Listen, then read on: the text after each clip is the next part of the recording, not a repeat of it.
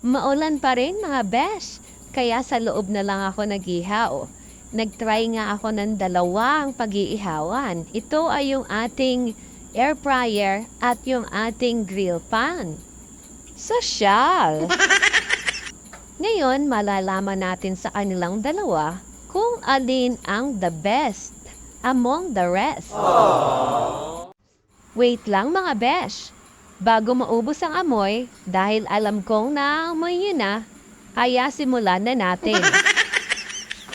Kumuha na ako ng aking paglalagyan at nilagyan ko na nga ito ng 4 tablespoon brown sugar, 7 cloves garlic, 5 pieces na lime juice or calamansi, soy sauce, siling labuyo, at halu-haluin lang natin to mga besh. At syempre, ang di mabilang na marites sa dami nila ang ating ground black pepper. At ilagay na nga natin itong pork meat o liempo ng baboy. Halu-haluin lang natin at i-rest ng 1 hour. Pero ako po, overnight ko po binababad yan. At eto na nga po yung ating binabad na pork meat. Pwede na po natin siyang ihawin. Unahin natin yung grill pan mga besh. Magkakaalaman na to. Nagpahid lang ako dito mga besh ng cooking oil para hindi dumikit yung ating pinakamit. At sinimulan ko na nga mag-ihaw mga besh. Inyan lang ang ating gagawin sa ating grill pan. Umaamoy na. Ganyan pa lang. Ang sarap-sarap ng kainin. Katakam-takam na mga besh. Kapag meron kayo mga besh na parting, ayan, yempo, i-marinate na agad para kapag kailangan nyo na, lulutuin nyo na lang. At yan nga mga besh, hiniwa-hiwa. Ginunting-gunting pala. Sorry. At eto nga mga besh. Sa aning na pork meat liempo, ito yung nakuha nating pinaka-oil niya. 6 po yun ha, 6. At eto naman po yung pangalawa nating pag-iihawan, yung ating air fryer. Naglagay lang po ako dyan ng 3 slice ng liempo.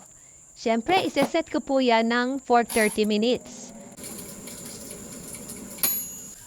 At ang gagawin ko lang naman po sa kanya ay babaliktarin ko siya at iseset ko naman po siya ng another 20 minutes para po hindi siya masyadong maging malutong. Inihaw po ang gagawin natin. Okay na besh, kalma, wala naman nagsasabing sinigang. And after 20 minutes, ganyan na nga po mga besh ang itsura ng ating liempo. Ang ganda-ganda po ng kulay, ma-orange po yung kulay niya. At makikita mo na sobrang lambot po nung pinaka-meat natin dyan. 3 piraso lang po, pero po yan ang nakuha nating pinaka-oil niya.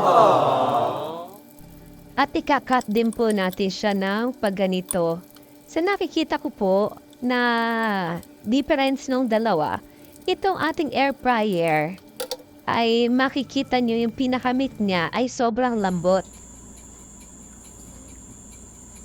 Same lang po sila ng lasa, pero may kunat. So, para po sa akin, yung doon sa air fryer, mas okay kasi ang lambot-lambot po talaga ng pinaka-meat niya. Pero syempre, kung wala namang air fryer, walang naman tayong choice, diba? Kundi gamitin yung ating grill pan o kahit na anong pang-ihaw sa ating bahay. Syempre, yun na po yung ating nakasanayan na mga ihawan. At hanggang sa muli mga besh, thank you for watching!